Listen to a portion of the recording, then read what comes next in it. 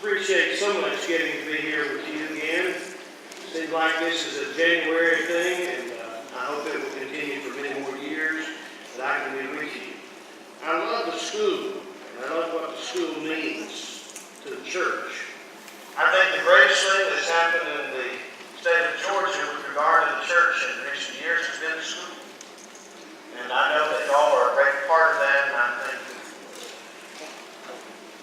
many years ago, I met a fellow named Claire Ennis.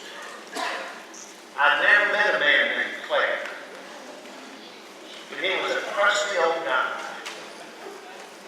He was the kind of guy who wanted to preach, but he was a fellow who was so crusty and sometimes so straightforward that he could be offensive to people. So they didn't always want him to preach. And they didn't always want him even to teach class. But he had this hunger inside of him to get the word out, let people know what God wanted them to know. And so he began a ministry of writing tracts. Various little booklets that he would send to anybody in the world who wanted. Over a period of about 20 years, this man, mostly out of his own pocket, printed more than 11 million tracts. And he sent them to as many as 50 countries. The people, anyone who asked in the world, he would send them a badge. He also developed a Bible correspondence course. And there were thousands and thousands of people that were taught by that course. Well, I had heard about this man, and a friend of mine said, y'all go see him. So I went to his house, visit with him, see what he was doing. And I drove up to the house, just a normal house, kind of an old garage there. And he came right out to meet me. And I shook his hand, and he says, oh my, I got something I want to tell you. And I said, oh?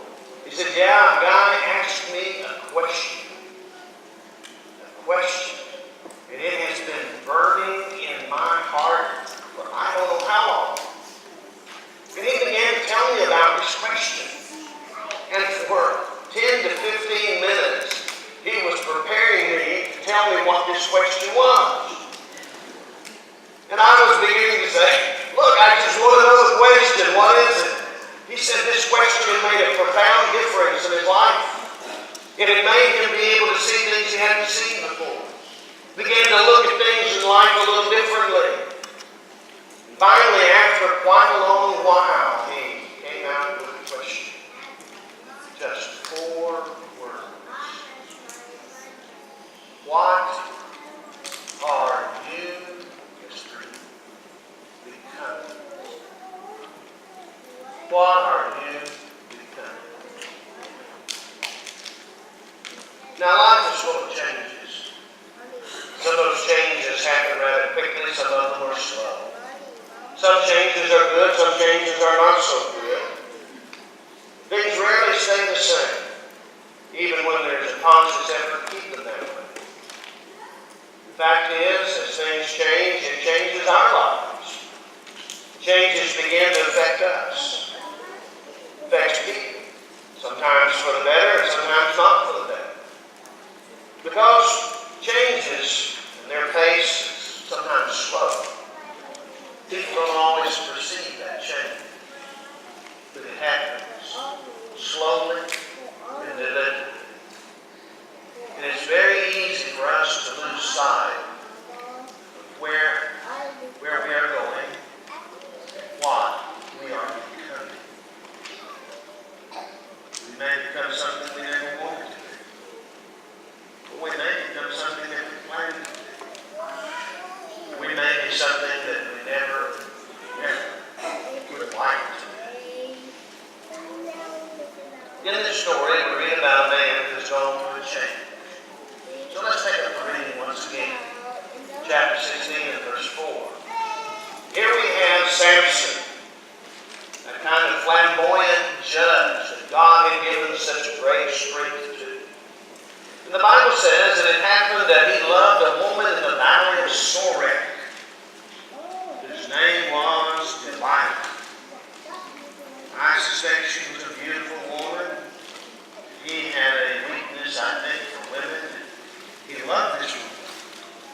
And the lords of the Philistines came up to her and said to her, well, now you just entice him, and you find out where his great strength lies, and by what means we may overpower him, that we may bind him to afflict him.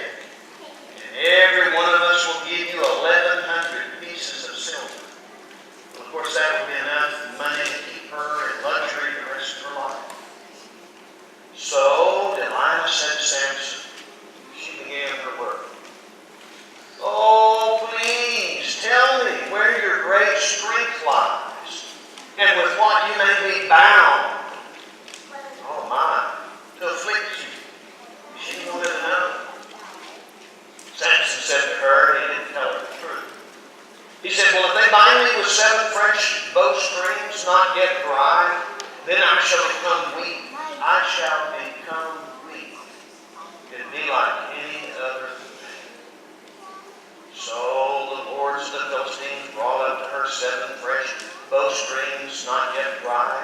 She bound him with them. Now men were lying in wait, staying with her in the room. And she said to him, the Philistines are upon you. But he broke the bowstrings as a strand of yarn that touches fire. So the secret of his strength was not known. Now I don't know about you, but if I told somebody a secret, they began to try that secret out on me, I think I'd kind of get wise a little bit. That maybe this person, even though I loved her, she didn't love me that much. Well, verse 10. Then Delilah said to Samson, look, you have mocked me and told me lies. Now please tell me what you may be bound with. And so he said to her, if they bind me securely with new ropes that have never been used, then I shall become weak and be like any other man. Therefore Delilah took new ropes and bound him with them, and said to him, the Philistines are upon you, Samson. And the men were lying in wait, staying in the room, but he broke them off his arms like a thread. You think twice now the same thing is happening. Samson would kind of wake up. Delilah said to Samson, well, until now you've mocked me and you've told me lies. Tell me what you may be bound with. And he said to her, well, if you weave the 7 locks of my head into a web of the loom. So she wove it tightly with the back of the loom and said to him, the Philistines are upon you, Samson. He awoke from his sleep and pulled out the batten and the web from the loom. Then she said to him, well, how can you say you love me? How can you say I love you when your heart is not with me? You've mocked me these 3 times. You've not told me where your great strength lies. It came to pass when she pestered him daily with her words and pressed him so that his soul was vexed to death. Now, you know, after 3 times, you almost want to go up to Samson and just kind of slap him and say, guy, aren't you smart enough to see what's going on? She doesn't love you the way you love her. All she wants to know is find out your secrets. Well, he was so vexed to death that he told her all his heart. Said to her, no razor has ever come upon my head, for I have been a Nazarite to God from my mother's womb. If I am shaven, then my strength will leave me, and I shall become weak and be like any other man. Well, when Delilah saw that he had told her all his heart, she sent and called for the lords of the Philistines, saying, come up once more, for he has told me all his heart. So the lords of the Philistines came up to her and brought the money in their hand, and she lulled him to sleep on her knees, called for a man, and had him shave off the 7 locks of his head. Then she began to torment him, and his strength left him. And she said, the Philistines are upon you, Samson. So he awoke from his sleep and he said, well, I'll go out as before, as at other times, and I'll shake myself free. But he didn't know that the Lord had departed from him. Then the Philistines took him, put out his eyes, brought him down to Gaza, and bound him with bronze fetters. He became a grinder in the prison. God gave Samson this marvelous strength. And up until this time, Samson had served God and he had judged Israel, that is the tribe of Dan especially. And he had done it for 20 years.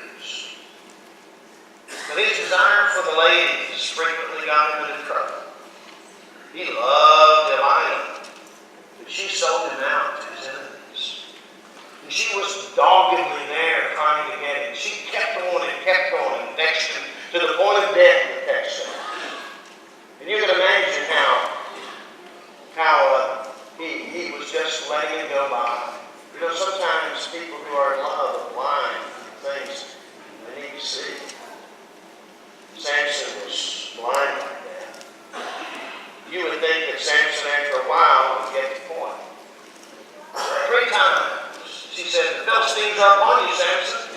And he was able to shake free and be as strong as he needed to be. When he told her all his heart, she shaved his head, or had his head shaved by a serpent. He became like any other.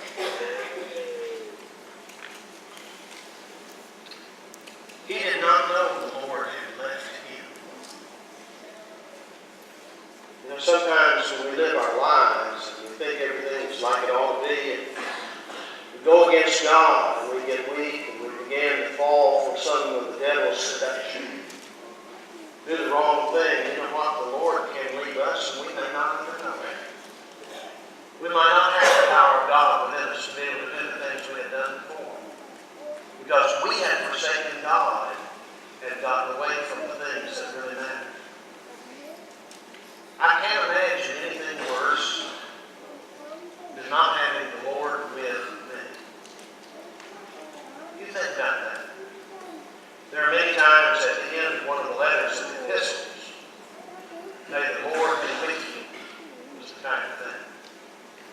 There is a difference, a big difference, between the Lord being with you and the Lord not being with you. And Samson paid a very high price. They gouged out his eyes. He was blind from that day forward. They brought him down to Gaza. They put him in bronze shackles. They made him into a beast where he would grind and live. You see, Samson lost more than his hair. He lost his favor with God. And he became what he never intended to become, and that was a slave of his enemies and a prisoner. What happened that Samson became a man without God? Well, maybe it was his sensuality. Had gradually dulled his resistance to Delilah's charms and cunning. In her insistence, they tell her the secret. You know, sin has a way of dulling our senses to spiritual matters so that we forget God and we forget what God is doing and how He has been a blessing to us in our lives. Samson slowly gave in to Delilah. Delilah was very persistent, and the devil will be persistent with his temptations. He knows our weaknesses, and he'll keep on in some of the same places where he knows we are weak. I think about Joseph and how Potiphar's wife did the same thing to him in some ways that Delilah did to Samson. And how she day after day began to try to weaken his resistance and ask him to lie with her. But you remember that Joseph made the statement about Potiphar. How that there was no one greater in the house than him. And Potiphar hadn't withheld anything from him except his wife. Then he said, how can then I do this grave wickedness and sin against God? You see, if Joseph had given in to her, he would have lost even something greater, and that is his role with God. It was God who gave him every victory. It was God who gave him every blessing. It was God who was with him. And the strength that Samson had was not Samson's, it was God's. The blessings and the strengths and the talents and the skills that you have are not all you. It's God who is behind you. It is God who has blessed you. What do you have that God has not given you? Not one single thing. Not one single thing. You know, the devil is always persistent to find out our weak spots. Peter said in 1 Peter 5 and verse 8, be sober-minded, be watchful, because your enemy, the devil, prowls around like a roaring lion, seeking someone to devour. And so he says, but resist him firm in your faith, knowing that the same kinds of suffering are being experienced by your brothers throughout the world. Yes, others are going through the same thing. And if you stay strong, it will help them to stay strong. But if you're weak, it may lead some of them to be weak. What are you becoming? What are you becoming? You see, her persistence was greater than his common sense, really, or his moral strength at that particular time. She ruined him. When I think about what takes place in people's lives, I think about people who box or people who wrestle. They try to find their opponent's weaknesses to overcome them. The devil figures that if he can press us hard enough and long enough, he can overcome us and wear us down with temptation. James 4 and verse 7 says, submit yourselves therefore to God, resist the devil, and he will flee from you. Draw near to God, and he will draw near to you. Cleanse your hands, you sinners, and purify your hearts, you double-minded. And there are times when we need to cleanse our hands and purify our hearts, and remember that with God's help we are stronger than the devil. That we can win and not lose. That we can be what God wants us to be. And that we become the kind of men that God wanted us to be. I think of Samson and how he had kind of a cavalier attitude. He took for granted that his strength would always be there. That his strength could save him. That it was always going to be what it ought to be when it was not. I think of the words of the Apostle Paul in 1 Corinthians 10 verse 12. It says, therefore let anyone who thinks he stands take heed lest he fall. You know what? Any one of us can do the wrong thing. We can be fooled. We need to be very, very careful in the lives that we live. Samson gave in. It became something he never intended, and it can happen to you or to me. Sometimes a thought can become an act. Sometimes an act can develop into a habit. Then there are times when a habit begins to shape the character. And our character determines our destiny. Change can come about so slowly and gradually that a person may not even know it's happening. The alcoholic hardly admit that he's an alcoholic. He thinks he's in control when he is not. A person who is in error will think that he's where he's always been. They may say, well, I haven't changed. The person can get to the point where they don't even know that God has left them. Hebrews 3, verses 12 and 14 says, take care, brethren. He's not talking to people who work. He's talking to us. Take care, brothers. Lest there be in any one of you an evil, unbelieving heart. I wouldn't want to have an evil, unbelieving heart. He said, take care. Lest in any one of you there comes to be an evil, unbelieving heart, falling away from the living God. He says, but exhort one another day after day, as long as it's called today, lest you be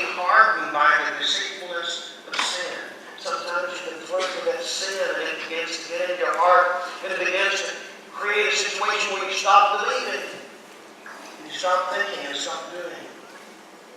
People can move from the spiritual to the fleshly. They can move from being loving to being selfish, from being careful to being careless, from being committed to being indifferent, from being holy to being ungodly, from being involved to being distracted, from being wise to being foolish. They can move from faith to doubt or even unbelief.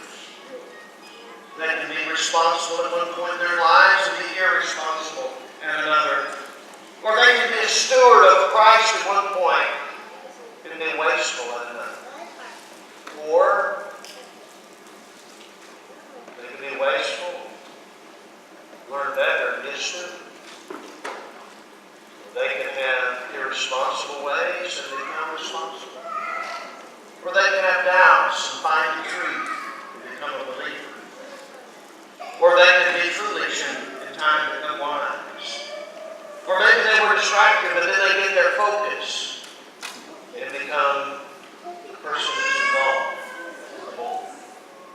Maybe they lived lives that didn't give God a second thought and were ungodly, but as time went by, they began to think about being holy. Maybe they were indifferent, but they wanted to be people who were committed. Maybe they had been careless, but they wanted to be careful. Or they had been selfish, and now they wanted to be loving. What are you becoming?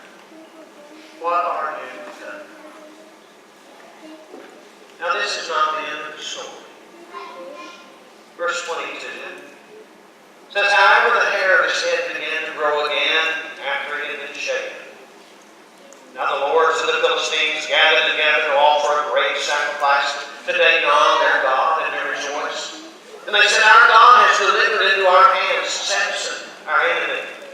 When the people saw him, they praised their God, for they said, our God has delivered into our hands our enemy, the destroyer of our land, and the one who multiplied our dead. So it happened when their hearts were merry, that they said, call for Samson, that he may perform for us. So they called for Samson from the prison, and he performed for them. They stationed him between the pillars. Then Samson said to the lad who held him by the hand, let me feel the pillars which support the temple, so that I can lean on them. Now the temple was full of men and women, and the lords of the Philistines were there, about 3,000 men and women, on the roof watching while Samson performed. Then Samson called to the Lord, saying, O Lord God, remember me, I pray. Strengthen me, I pray just this once. O God, that I may with one blow take vengeance on the Philistines for my 2 eyes. Samson took hold of the 2 middle pillars which supported the temple, and he braced himself against it, one on his right and one on his left. Samson said, let me die with the Philistines. And he pushed with all his might, and the temple fell on the lords, all the people who were in it. So the dead that he killed at his death were more than he killed in his life.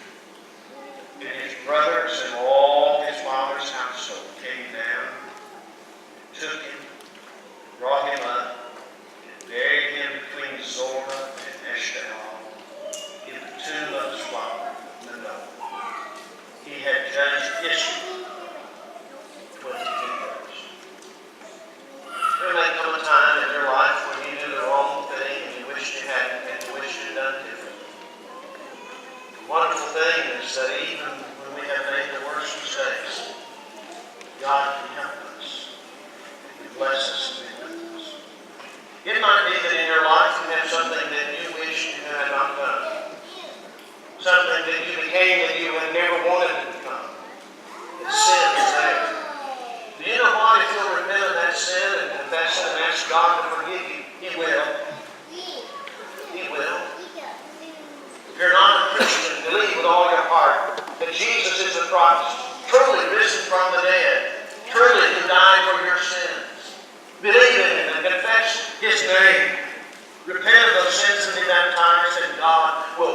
away those sins, add you to His church, make you His child. He will bless you, give you hope, and give you life, and give you a future with Him in heaven. You need to respond to the gospel. Today's the day to do it. I would ask you, what are you becoming? Will you become a faithful child?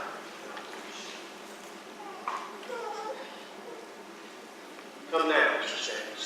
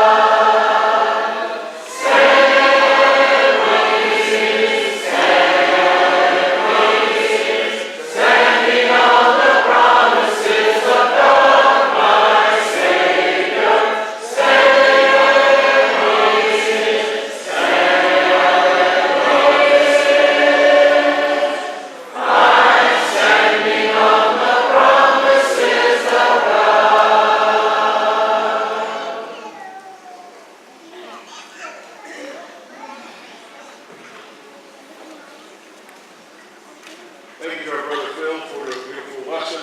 Remind everyone that you have an opportunity to sit and discuss and meet with brother Phil with downstairs in our fellowship for a fellowship meal. You're all invited. We hope that you'll stay and take the opportunity for that. Let's go to our Father in prayer at this time. Father in heaven, we thank you for this opportunity to worship you this morning. We pray that all was said and done according to your will. Father, we pray that you continue to be with us as we depart from here. We pray that your blessings would be upon us. We're especially mindful, Father, of those who are struggling in this life at this time, especially those who have lost loved ones. Pray that you continue to bless them and we be a blessing to them. Pray, Father, that you continue to be with us as we live our lives daily, and we would live them in accordance to your will. Pray in Jesus' name. Amen.